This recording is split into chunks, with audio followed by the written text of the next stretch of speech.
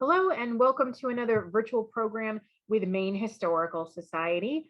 I'm Kathleen Newman. It is September 9th, 2021, and this is Who Gets to Tell Story, a talk with Rhea Côté Robbins. Rhea was brought up bilingually in a Franco-American neighborhood in Waterville, known as the South End, and she currently lives in South Brewer, Maine. She's the author of creative nonfiction memoirs titled, and I've got some of those books here, Down the Plains and Wednesday's Child, winner of the Maine Writers and Publishers Alliance Chapbook Award. And then this one here too, Heliotrope French Heritage Women Create. She is the editor of Canuck and Other Stories, an anthology of translations of early 20th century Franco-American women writers who wrote about their immigration experience. She's the founder and director of the Franco-American Women's Institute, which disseminates information about the contributions of the French heritage women's lives. She edited an anthology, a collection of 130 French heritage women submitted works to celebrate FAWI's 20th anniversary. That's Heliotrope. And this book project was crowdfunded by the Franco-American community's many supporters. Rhea's writing and research has appeared in many publications. She's currently working on research in expanding the definition of the French heritage women and their hidden contributions. Thank you so much, Rhea, for being with us this evening.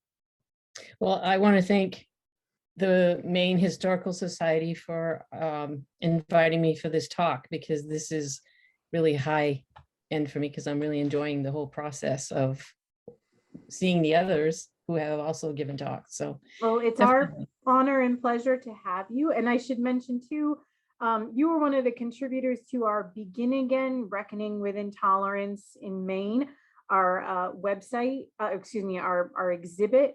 And this talk is one of a series that further explores the themes and the histories looked at in that exhibit. Really, and we visited the exhibit, so if folks haven't seen it, I think it's very, very well done. It's really incredible. So yeah, I would definitely encourage folks to go. So do I share now my screen? Go ahead, yeah, you can share your screen. And there it is. All right. So the handout, first are you seeing my slideshow? Yes, we are. Okay, so the handout, the 10 reasons why I wanted to put that, offer that to people, because I think it's important if you wanted to do some further investigation on your own in regard to the Franco-American culture. What I'm speaking about today is more in general about including voices, and why are some voices missing from the story? Like one of the sections of the exhibit at the Maine Historical Society, there's a huge sign on the wall and said, "Who's missing?" So what I'm talking about pretty much fits in with that segment. So part of it, I always ask the question when I present, it's like, why would you have me come present today? And my work comes from my research and teaching and writing, and that I've done over the past 30 years or so. And my work is informed by my Franco-American and French heritage, language, and culture.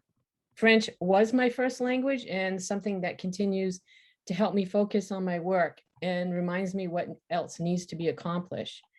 Well, no whining allowed, because that's the rule. But lately I've been thinking that I have been lucky that my culture and language has been devalued in certain aspects, as well as being a woman, all of which has informed me in my work, and also my understanding of the reality of ally building. As part of my work, I am newly retired, a couple of years. As part of my work at the University of Maine, I was a former academic advisor and instructor for the undeclared students. I learned from a conference that I attended for NACADA that Karen Boston, Assistant Dean for Student Services, University of Arkansas, said that it was acquiring a degree is no longer the complete picture of the skills that students needed. And the following skills that I would list, I think applies to everyone. And so some of the things that, when doing cultural work, one of the prime directives, I guess, would be to know yourself, know your positionality, know your diversity, to self-identify, because it is my belief that white is also a color. And so when we say people of color, I think that the whites also need to talk about, who they are. And so that there's no free pass, right?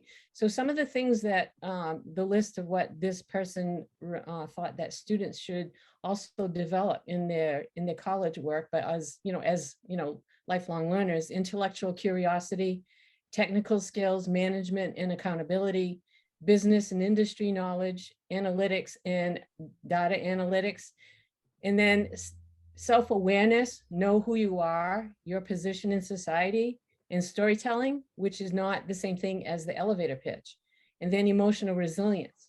And by storytelling, the idea is to be able to tell your story, who you are, but what is your story? I mentioned that if you wanted practical application in regard to today's presentation.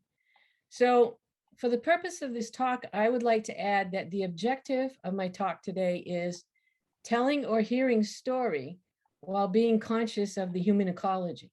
Equally important, listening to story justly with a social consciousness of equality, because no one leads a more authentic life than anyone else. There are hundreds of research items, the focus of terminologies that determine one facet or many pieces of inequality in telling story. Spivak's epistemic violence in Can the Subaltern Speak? And then Pierre Bourdieu's symbolic violence in regard to cultural capital are two that explain the reasons why certain story is lacking in many venues. I could cite hundreds of others, and my recent reading in the last month in preparation for this has really opened up a lot of interesting avenues for me. And I agree in what terms, of who gets to tell story or not. Also, I'm about to say, this is all speculation. We may not solve anything today, but the ideas will be on the whiteboard for contemplation. And what I present is my own research and insight into the story planes and analyzing the stories of our lives, lived lives, as well as stories that we participate in and consume, as it appears in print or literature, and the stories that overpower the landscapes. This comes from my teaching, from my own writing in creative nonfiction, but also my teaching that course for the University of Maine. So when you write and when you teach writing, there are plateaus, there are learning curves. And so for me, I would get to certain places and then I needed to have the next step and the next step. So pretty much what this talk about is where I have done that investigation for the writing and the teaching. So another question to contemplate: how can real change happen in the storytelling? And who gets to tell story? And by that, I mean their life story. I want to make sure my slides are working here.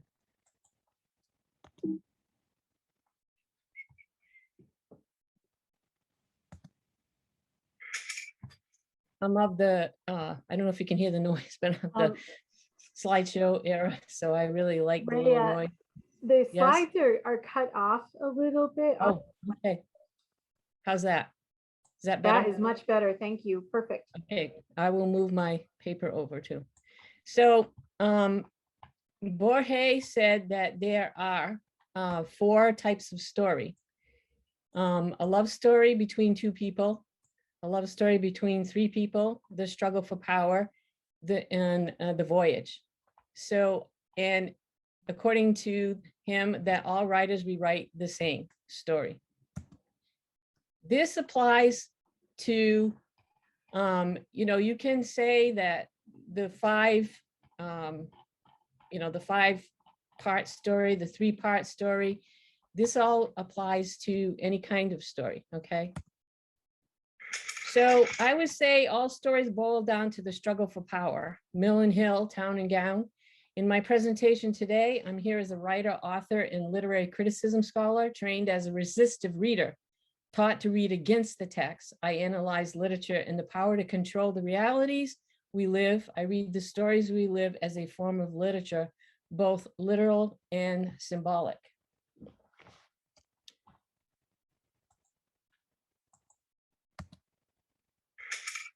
In my presentation, I want to prove 4 things.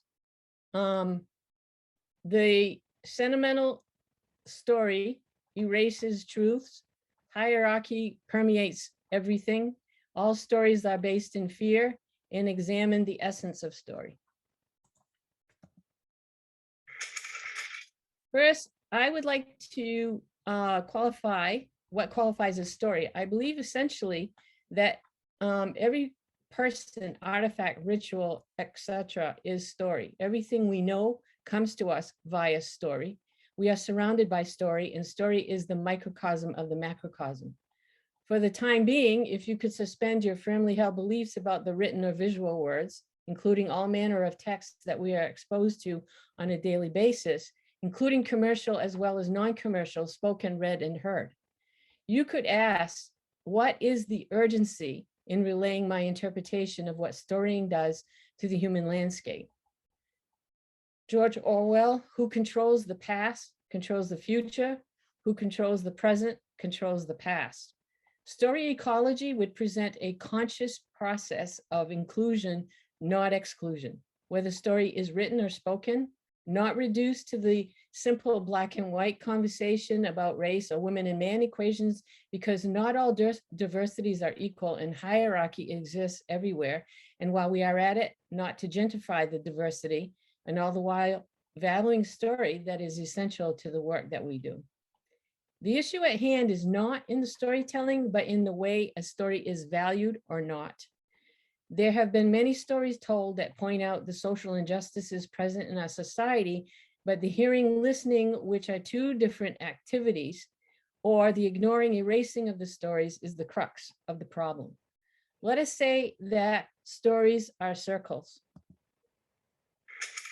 Stories are told in circles around campfires with friends in comfortable chairs, sitting around a room as people who are connected by the circle of knowing each other or not, depending on who is talking, but for the most part, stories take place in circles. Stories are circular in shape, and one thinks about how stories can be retold or remembered, circling back into existence. But what kind of stories? All stories have a hole in it. And let's call this the knowledge gap. In the social justice community, storytelling assessment, we need to pay attention to the gap, the hole in the story. What is missing? Who is not talking? Who is being spoken for rather than having a voice of their, from their perspective that does not tell the whole story due to cultural taboo or hierarchical power structures? Why is story important to the work of social justice? What story is not being told? And if the oppressed groups are not speaking for themselves, then who is speaking on their behalf?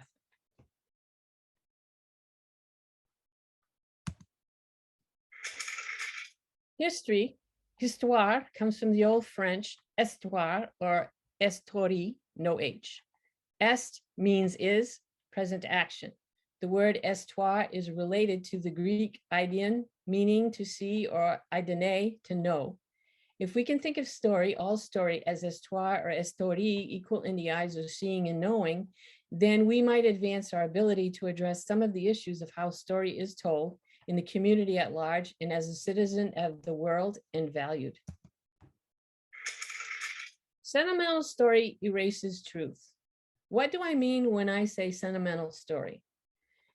Do not confuse sentiment with sentimentality. Also, all writing is problem solving. As stated by Dorothy Gallagher in the New York Times series, Writers on Writing, Recognizing the Book That Needs to Be Written, she says, writing is problem solving, whether in fiction, biography, or memoir, certain basic questions have to be resolved. She further states, This is an attitude that some have characterized as ruthless.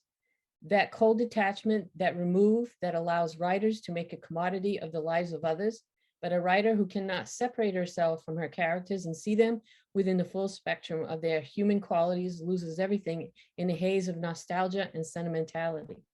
Bathos would do no honor to my subject, nor more important, bring them to literary life, which is the only way they could live in the world again. How does telling a sentimental story cause issues? Sentimental stories are stories told as a circle with broken lines. There are pieces missing in the story because there is only so much permitted information that is said or told. Sentimental story is based on leaving out certain aspects of the events or people. Sentimental storytelling is based on covering up lies or truths that do not come to the surface. To participate in sentimental storytelling is to collude with the story that does not tell the whole truth of a character, whether that be a person, place, or thing. What is disguised as a friendly story is truly a form of violence committed via innocuousness that overpowers agency. As Adichie pointed out in her TED Talk on the dangers of a single story, one story does not tell the entire story of a people, place, or thing. Human rights should be part of the basis of telling story, having agency in telling one's story, not having voice appropriated and presented as a sentimental half-told story or limited access to examining issues. Sentimental storytelling is the cover-up of certain facts from a dominant cultural position of a whole or realistic-based event and allows the dominant storytelling to remain in place unchallenged in its telling.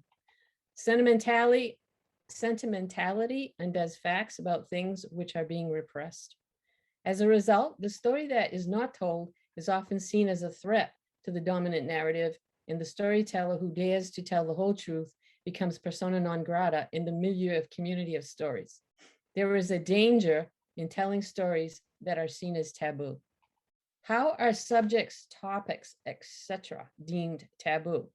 Who dictates what subject is not okay? Where do the taboo subjects go in the society of silencing as a result?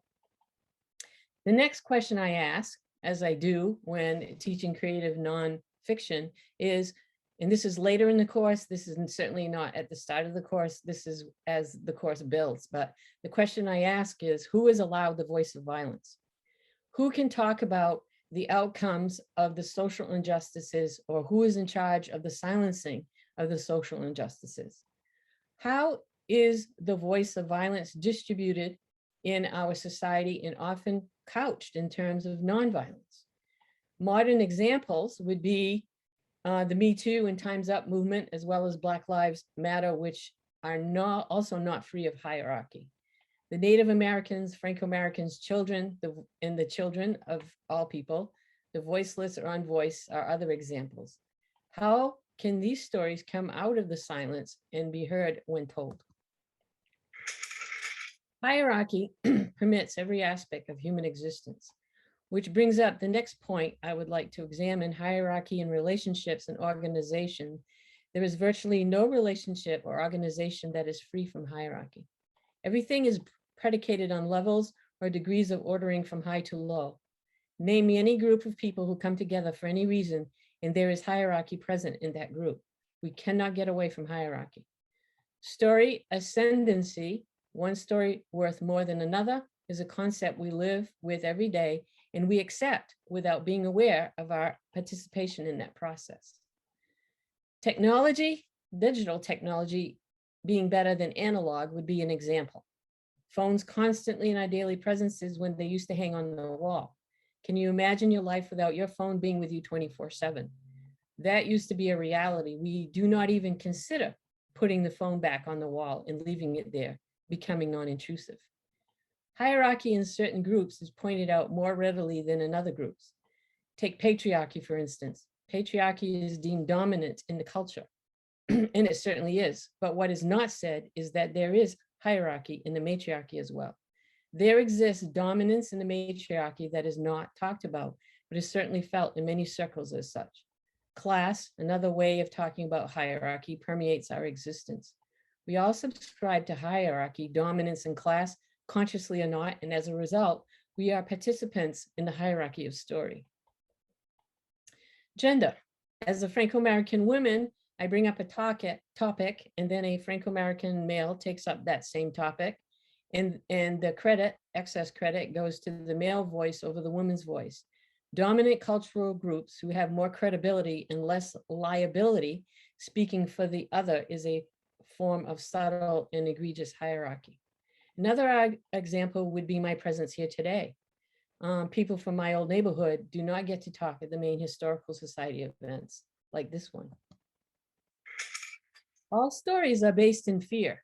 Because of the hierarchy present in society, all stories told are based in fear, or also known as insecurities, by which we are all plagued. We are always kept at our not sure of ourselves, no matter who we are or what we do. The entire focus of advertising is geared toward our insecurities and whatever their products will fulfill or deliver you or I from. The latest everything of the moment on the pulse of the moment. Handbag as signifier, I read recently.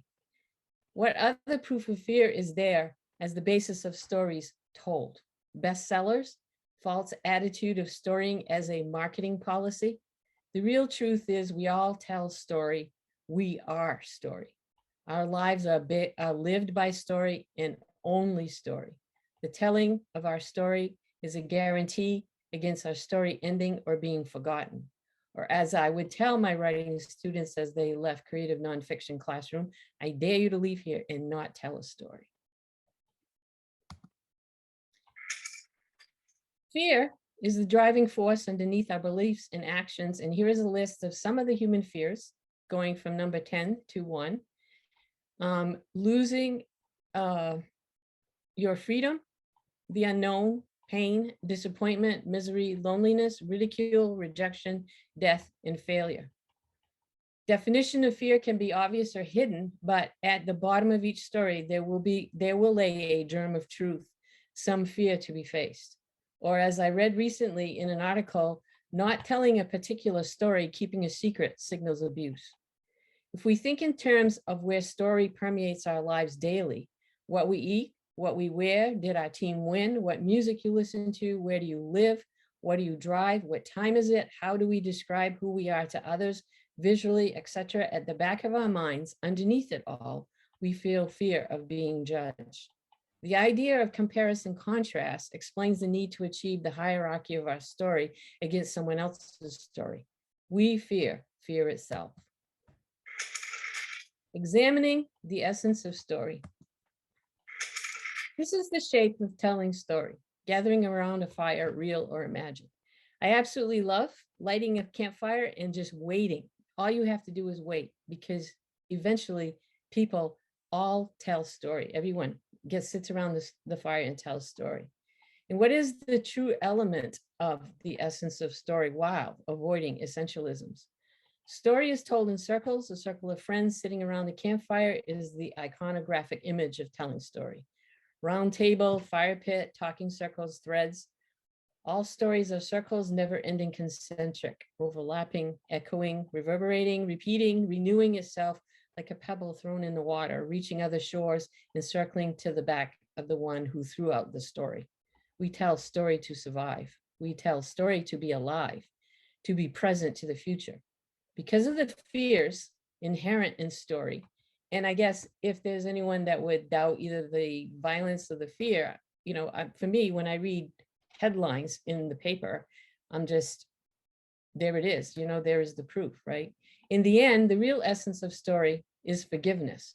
Forgiveness, the act and art of forgiving self and others, and knowing one true self in the process of telling story.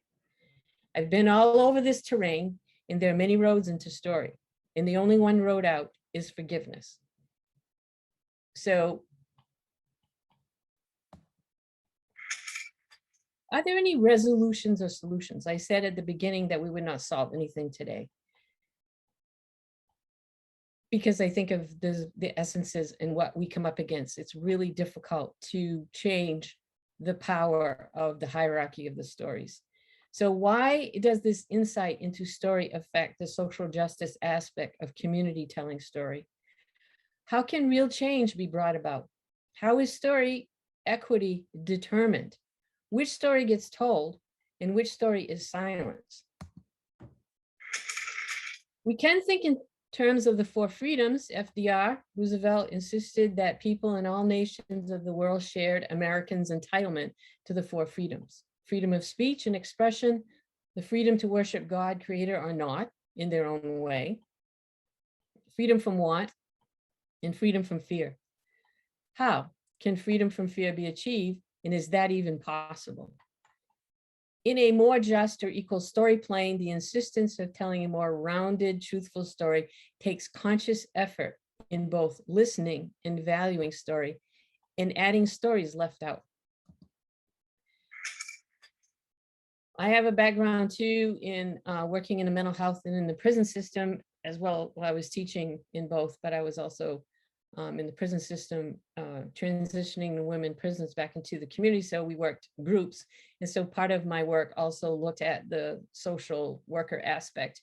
So in this model of the feminist identity composite counseling material, this is looking at materials and determining which of those materials are full-bodied, have something that applies to, say, all the cultures in the room. And so for me, this also fits if we're looking at story that is being told within the community, books that we are reading, this tool could be used. There's many, many methods and ways of looking at the storytelling aspects in the communities, but I'm using this one because it's pretty succinct. So ask who benefits from this situation, who benefits from the story being told. How are privilege and power shaping what we see? What is our position, right? Who are we within the context of either telling the story or listening? Question who is and is not represented in the literature among the researchers, participant cultures, or communities. Question the methods as to how these stories came about, the research, how did, what was put into the work that was accomplished or the stories that are being told. The interpretations, so that would be in the listening piece, and the motivations and possible use of the work, intended or unintended consequences. So at times, the outcomes of the story, there is one intended outcome, but there is also the unintended. And question the ways in which a focus on the individual may obscure context and dynamics of power. So another possible resolution solution has to do with the grieving. I attended a workshop given by Victor Lewis, and I went to the session with a question in mind because of the course that I was teaching about contact literature and the women's studies. And my question had to do with, what do I do with the great white guilt? And Lewis stated that guilt defensiveness is a stance against grieving about what occurred. Grief allows work to go on and does not become a cloying activity. Guilt lays a trip on those who are already oppressed. And then the stages of grieving, whether, there's some question about that in some of the research, but that is what part of the say. So Lewis said, and I'm paraphrasing, we should build allies with other oppressed groups from a stance of principle, not just based on identity, not ignoring one's identity, hyphenated or not, but a matter of human principle. Should we interrupt oppressions? Moral outrage is to be based on principle, not identity. Identity as a choice, part of one's definition, but to see beyond the rift and create recognition in the differences and as ally building.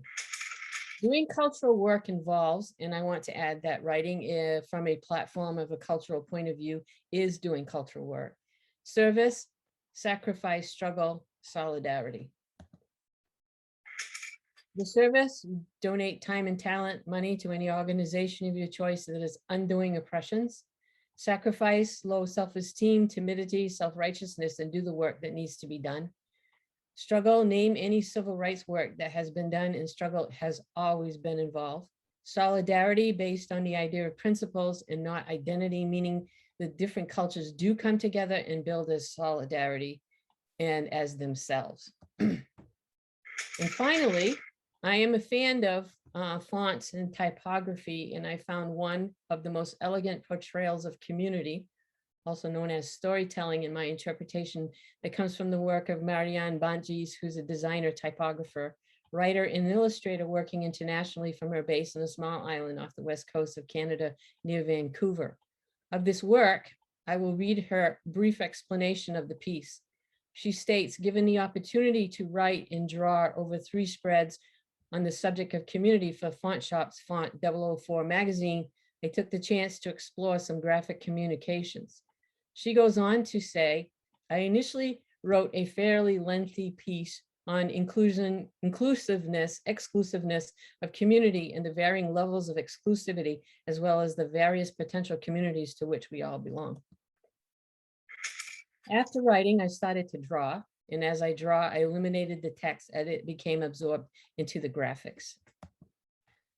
The whole became a kind of organic narrative and diagram and has survived the test of time as one of my favorite pieces, she concludes. And the title of this work is Us versus Them. So I want to thank you, and I hope you have some further thoughts on, this concludes my presentation. So I will stop the share, right? Yes. And are we good? Yes. Thank you so Okay. much. This is really interesting food for thought, I would say, especially when visiting an exhibit like Begin Again, which is looking a lot at stories and perspectives that have been privileged versus those that haven't been. Can you speak a little bit more to your involvement in the Begin Again exhibit and your contribution? I was really excited about the exhibit because I think of, you know, the focus of the Historical Society being brave. I think this is a very brave, you know, show. Takes a very strong, you know, you're looking at your positionality, you're looking at who you are within the context of these populations that are resident, have always been resident in the state of Maine. And the inclusion of Franco-Americans is very much appreciated. I wouldn't say that. But the stories that are told, and I think that the exhibit is living proof of the fact of the stories because it's done with artifact, ritual, people, and those things that, you know, make up our lives and, you know, define, you know, who we are. And then on top of that, there is, you know, the valuing of those things, and then the opportunity for people to listen to that and to hear those stories. I know someone in the audience is saying that this is all really interesting, and there's so much to think about. You've shared a lot of great information. It's hard to take all in maybe in just a program like tonight. So how can people learn more? It sounds like this is something that you teach. Are there ways for people to take those classes? Can you talk a little bit about the materials that we shared with the audience ahead of time if they want to learn more? The handout for the Franco-Americans, is that the one you're talking about? Is it 10 Yes. reasons? Yeah. Mm-hmm.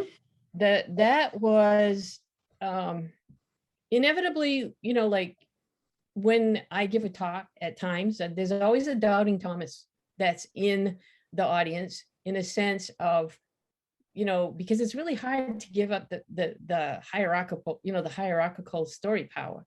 And so one of the things that, you know, is necessary, I think, even for someone to write their own story, is to suspend a lot of the essence of, you know, those things that have made who the person is. You know, I mean, it's really difficult to come to some realization of some of those materials. So for the Franco piece, what I want to say, you know, is there are reasons why, if you want to use the exhibit, you know, like, because you would say people of color, the Native Americans, the, you know, the Asian folks in Maine, why are the Francos here? You know, there are reasons why this happened, which is kind of ironic because you know, the KKK marched against the French I was 16 when my father told me. It was 1969. I'm like, what are you, crazy? That the KKK marched against. So what I presented today is one of the models of my research, and I have like maybe, it's an ongoing project. So maybe I have like 30, 40 other models in that, but there are systems in place if people want to take a look at. So I mentioned Spivak, the epistemic violence, and Pierre Bourdieu, who symbolic, their writings will take you right to it. Because in a recent article, Spivak, because she does work she's Indian, she's from India, and she was working on behalf of the villages in India in trying to get human rights action for them.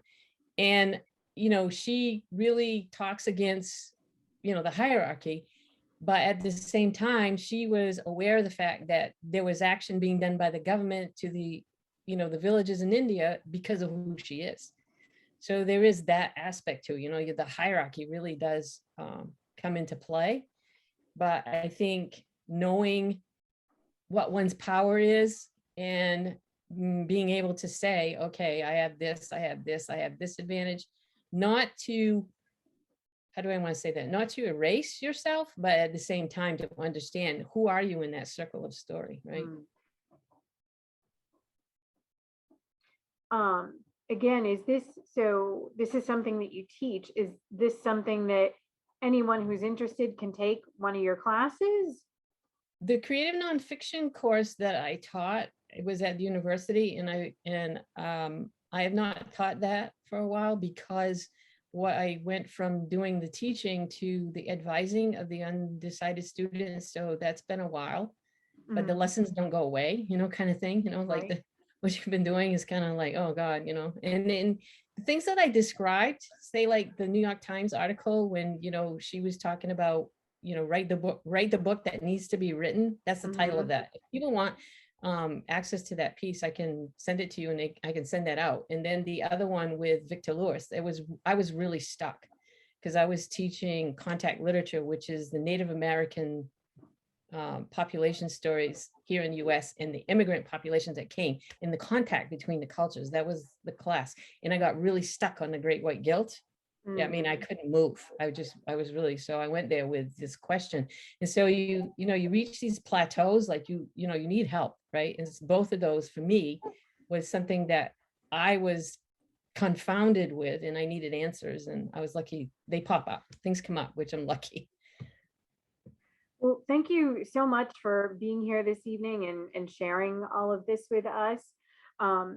Folks that are interested in reading more of your work, your books are available through the Maine Historical Society Museum store. I shared the links in the chat, but you can visit our store at 489 Congress Street in Portland or visit us online at mainhistorystore.com. The exhibit is called Begin Again, Reckoning with Intolerance in Maine. You can also visit that in person, or you can see it online. We have a 2D version and a 3D version online. We encourage anyone who wants to visit in person to buy tickets ahead of time. So to learn more about the exhibit, how you can visit, or how you can see it virtually, visit our website, mainhistory.org. Rhea, is there anything else upcoming of yours that you'd like to share with us before we close?